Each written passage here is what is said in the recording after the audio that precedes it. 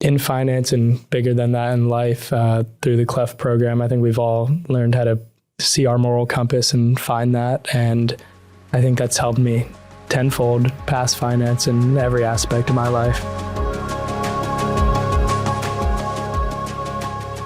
Hello, and welcome to The Perch, where we highlight authentic voices, expert insights, and meaningful conversation.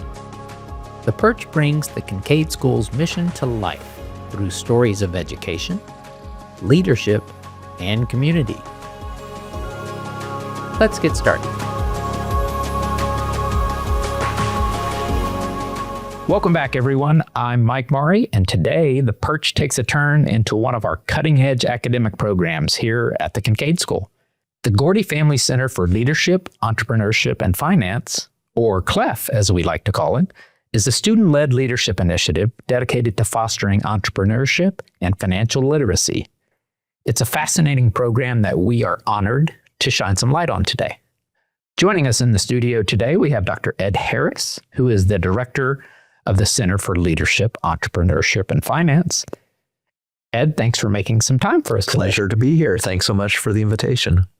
We're also lucky enough to be joined by two of our CLEF student leaders. We have Alex Shaw and Dane Dackery, both who have been instrumental in leading the CLEF program this year. Alex and Dean, welcome to the podcast. Thank you for having us. Thank you so much. Good to have you. Ed, I know the CLEF initiative was started back in 2023, I believe. Yes. I think our listeners would like to hear a little bit more about how the center came to be.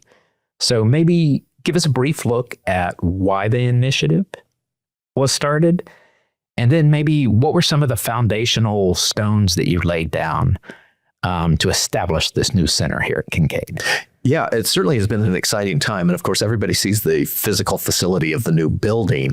But behind that was a whole lot of work that was done by the school that included surveys to alumni, parents, members of the community, looking at school programming, what we're doing really well at, and areas where we could be doing more. And there was a general consensus that in these three areas, leadership, entrepreneurship, business, and looking specifically at finance, we could be doing more.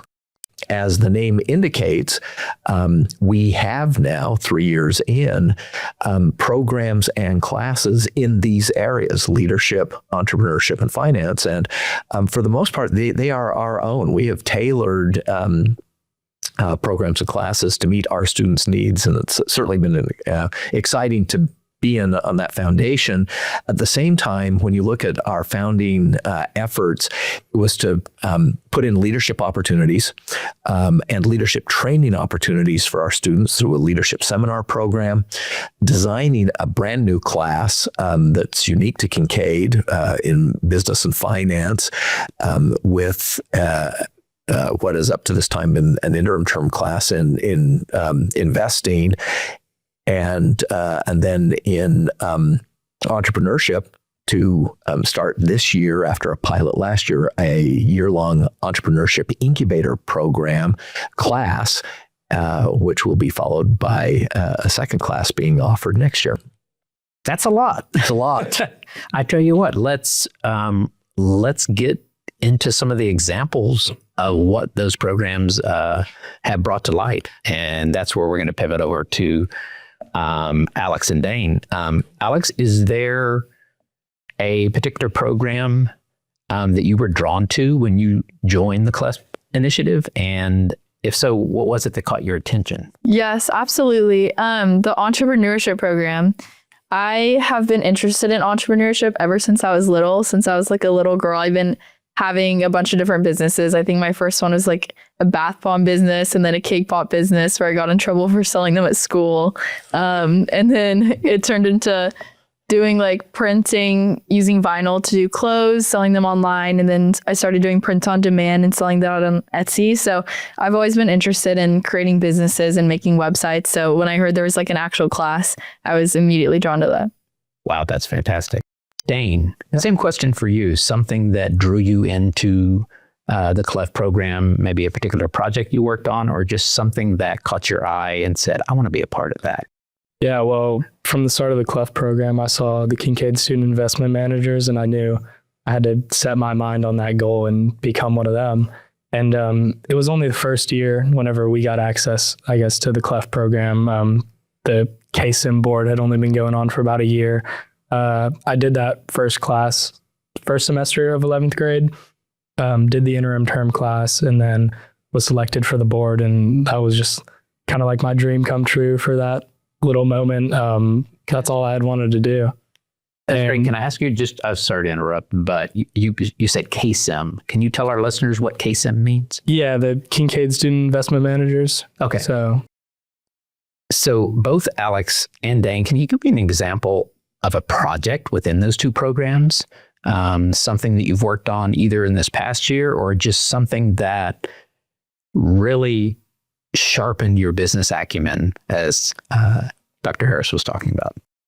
So me, along with a team of 3 other students, created this product called Cinch, which is basically a detachable, adjustable like waist tightener. So it's an alternative to a belt because the dress code at Kincaid is jeans. And so a lot of times we'll see girls walking around with like a shoelace they use to tighten their jeans, or like, because no one really wears belts. And so we wanted to design this because alterations can be really expensive.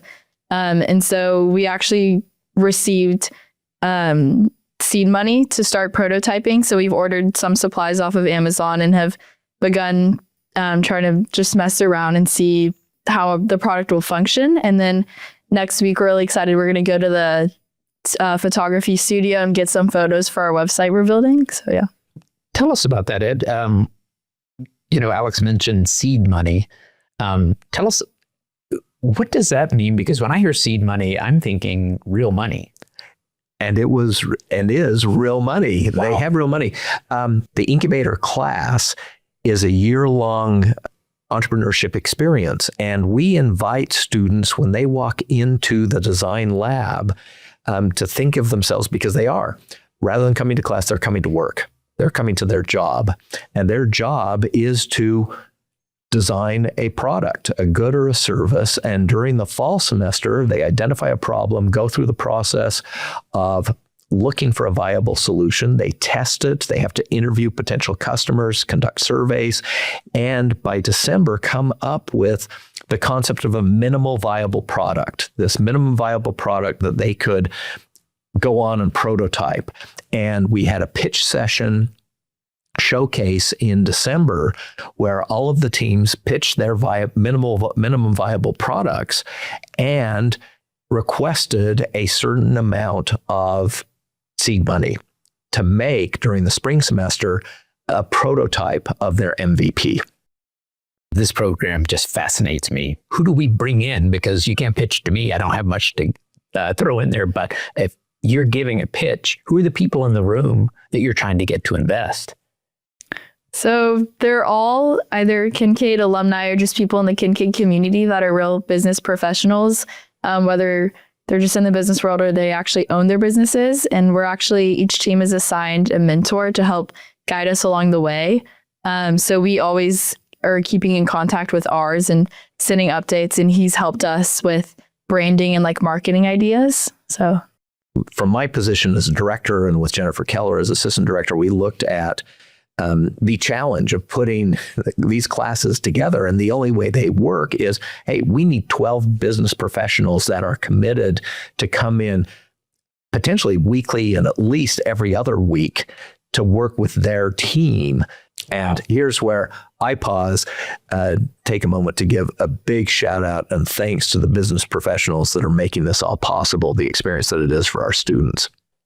Dane, one thing you and I talked about before the show that, again, just caught my attention was the management of a portfolio of assets. And the level of sophistication you were describing was just incredible. Can you tell the listeners a little bit about what it's like to manage a portfolio and what you actually do? You just picking a stock? What does this program entail? Yeah, so KSIM, or the Kincaid Student Investment Managers, it's a board of about 15 of us. It expands a little bit every year. So I think next year we'll have a little over 20, I think. We'll have right? 20. 20.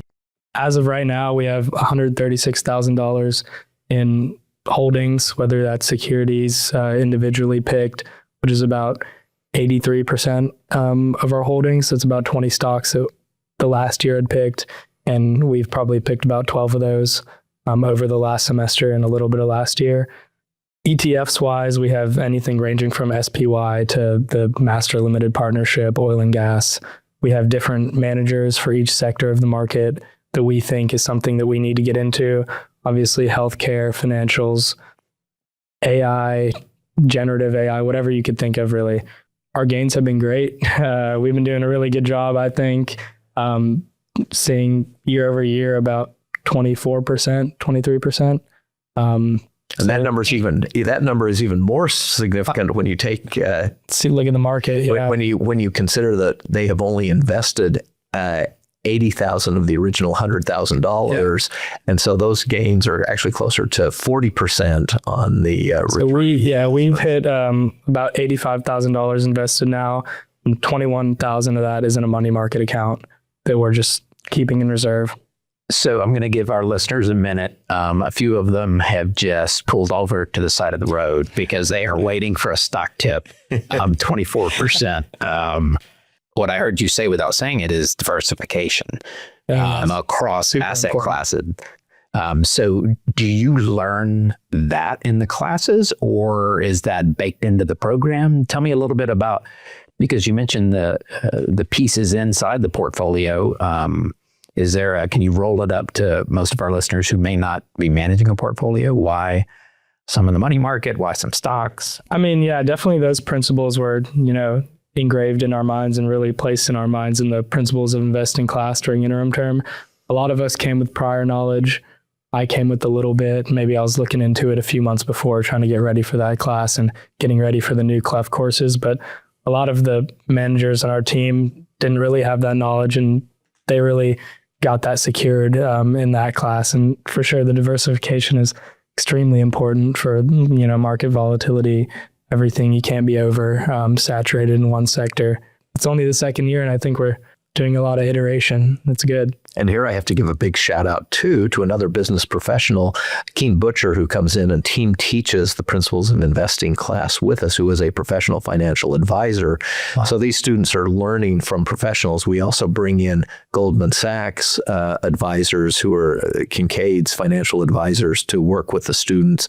And we should mention that the initial $100,000 portfolio that's under student management comes from Kincaid's endowment. So this is part of Kincaid's endowment fund that the endowment committee has given our students the responsibility for, and the students have taken this very seriously. They developed their own bylaws, investing rules, and they hold themselves to a professional standard in everything they do with the school's endowment money. So yeah, whenever someone comes with a stock, like I said, we have different committees. And we have investment managers for each of those committees. I think we have about 4 or 5 right now. And when someone wants to come pitch a stock, they get on the schedule, come in the next meeting, and we have not really a formal list, but you should come with a few key performance indicators about your stock, really what we want to hear. We try not to invest off vibes as much as really strong KPIs. And I think that's a pretty foolproof way, and the way that we've tested and that has worked in chasing the returns that we want. I also think it's really important to ask how it compares to its industry peers. Because Tell me about that. I mean, just throwing out random KPIs, I guess it's hard to interpret what that means without comparing it to other companies in the industry to see how they are performing relative to its competitors. Yeah, and we trust the portfolio managers a lot. I mean, even last year, for example, we took a big position in Saab, which is a part of kind of our not emerging market, but foreign market defense. And it's done great. We've seen over 40% in that security. So we really trust our people. It's incredible. Yeah. I think this is where I do have to make the disclaimer. I didn't have this prepared, but Kincaid is not endorsing the investment into individual stock or business. Yes. This is a conversation and a podcast, folks. So do not call your broker yet. Ed, let's move forward if we can. Sure. There is something that caught my eye when this program started, Shark Tank. So if our listeners didn't know what a KPI is, I bet they know the idea of a Shark Tank. Can you expand a little bit about that? Absolutely. And we've talked about the foundation of it in the incubator class that Dana and Alex have gone through in developing their products in this fall semester. They had their MVP showcase in December. They received initial funding. They're making their prototypes in the spring semester. And come May, we will have the Shark Tank final graduation event. And this is where our entrepreneurship students come in. We have our business professionals back in their judges' seats. This time, they will be presenting their pitches, and they will now have completed their prototype of their product or service. They will have developed it, a model of it. They will also have the financials done. They will have figured out what their supply chain would look like in sourcing the materials for their product. If it's an app, they've done designing and programming work. So they really have a concrete product that they are presenting in May. We will be rolling out as our inaugural class, our entrepreneurship accelerator class for students who receive seed money. The purpose of that class is to help the students get their product to market. We'll help them set up an LLC. We'll help them prosecute patents, get any intellectual property protected that they have. The students own everything themselves. Kincaid doesn't take the ownership of the company. It's the students decide what the ownership interests are by the members of the team. They take the company. They take any intellectual property rights with them to get all the way through the process of, by the end of the year, going to market with their product.